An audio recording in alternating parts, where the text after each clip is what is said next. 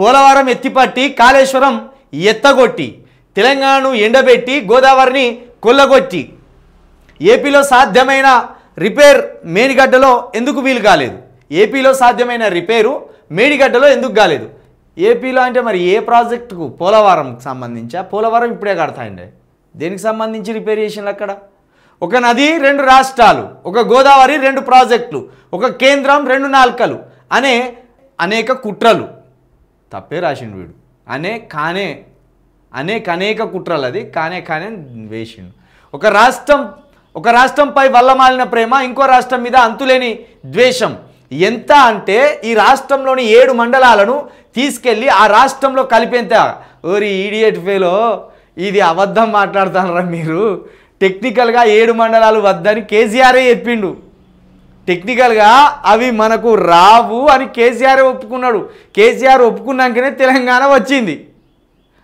అంత ప్రేమ ఉంటే KCR first term గెలిచినాక మోడీ కేసీఆర్ చాలా స్నేహితులు. మరి 7 మండలాలను ఎందుకు కలపలేదు? ఆ 7 మండలాలను ఎందుకు కలపలేదు? ఆ 7 మండలాలు తెలంగాణకు కలవాలని 7 మండలాలకు సంబంధించిన ప్రజలు ఏనాడు కొట్లాడలేదు. వీళ్ళ రాజకీయం కోసం, బీఆర్ఎస్ రాజకీయం కోసం ఆడుతున్న డ్రామా ఇది.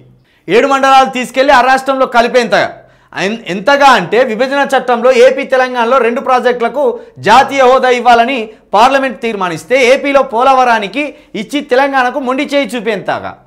ఎంత అంటే ఇక్కడ కట్టుకున్న ప్రాజెక్టును పడావు పెట్టి నీళ్లను పక్క రాష్ట్రానికి తరలించేంత.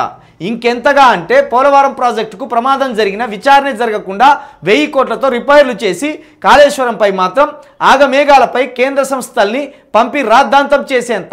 రిపేర్లు చేయకుండా ఆదేశాలు ఇచ్చేంత. తల్లిని చంపి బిడ్డను బతికించినట్టు కడుపు నిండా విషయంతో ఎగువ రాష్ట్రాన్ని ఎండబెట్టి దిగువ రాష్ట్రానికి నీళ్లు పారించేంత. తల్లి గోదావరిని తల్లించుకుపోయి సంబంధమే లేని కావేరికి కావళ్ళు మోసేంత. అందుకోసం 1000 కోట్ల నిధులు దారపోసేంత. కేసీఆర్ అనే ఒక్కడు అధికారంలో లేడని, ఇక్కడ అడిగే దిక్కు లేదని నోరు లేని తెలంగాణను తడిగుడ్డతో గొంతు కోసే నయవంచక నాటకం ఇది. గోదావరిని రాష్ట్రాలు దాటించి తెలంగాణ రైతును మళ్ళీ వలసలు ఉరితాళ్ళ బలన్మరణాలు పాలు చేసే పైశాచక పర్వం ఇది. వీళ్ళకి అనుకూలంగా వీళ్ళన్ని రాసుకొచ్చుకున్నారు. పోలవరంలో కొట్టుకుపోయిన డయాఫ్రామ్ వాల్ ఫైల్ ఇది. 2019లోనే పోలవరం డయాఫ్రామ్ వాల్ డ్యామేజీ.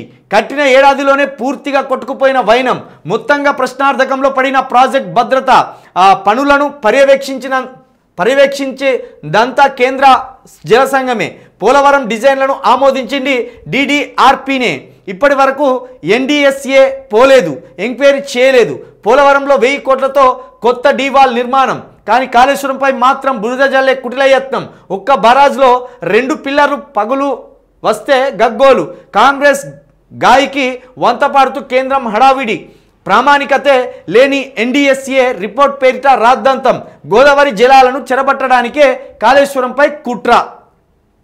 ఇప్పుడు బాధ అంతా ఏంటంటే మేము దొంగలమని పట్టుకున్నారు, కానీ మరి పోలవరంలో చంద్రబాబు నాయుడును దొంగని ఎందుకు పట్టుకోలేదు అనేది వీళ్ళ బాధ. మీకు ఆ అదృష్టం లేదు. ఎందుకంటే చంద్రబాబు నాయుడు అక్కడ గెలిచిండు, ఆయన ఎంపీ సీట్లు ఎన్డీఏ ప్రభుత్వానికి అక్కడికి వచ్చినాయి. ఒకవేళ మీరు కనుక ఇక్కడ 10 సీట్లు కనుక మీరు ఎంపీ సీట్లు గెలవగలిగితే సేమ్ మీకు కూడా గిట్లనే అదృష్టం వచ్చి పాడవు. కానీ ఆ అదృష్టం మీకు రాకపోయా. మీకు 10 సీట్లు అయితే మీరు కూడా గట్టనే బీజేపీలోనే ఉందరు, బీజేపీకే వంత పాడతారు, అన్నీ ఎద్దురు. పెద్ద నోట్ల రద్దు అన్నప్పుడు మీ నాయన ఏమన్నాడు? సూపర్ సేరియా అనలే, అప్పుడు వత్తాసు పలకలే.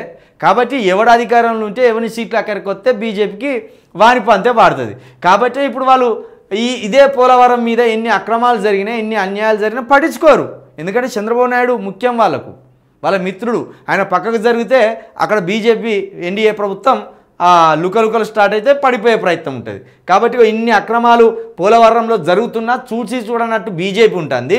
మేమేదో ఒక బరాజులో 2 పిల్లర్లు కుంగిపోతే మమ్మల్ని పట్టుకోవడానికి మా ఎంబడి పడతారా? వాళ్ళ అవినీతి చేయలేదా అంటాను. అంటే వీళ్ళు అవినీతి చేసినని వీళ్ళు ఒప్పుకుంటాను, కానీ వాళ్ళ అవినీతి ఎందుకు పట్టుకుంటలేరు అనేది వీళ్ళ బాధ.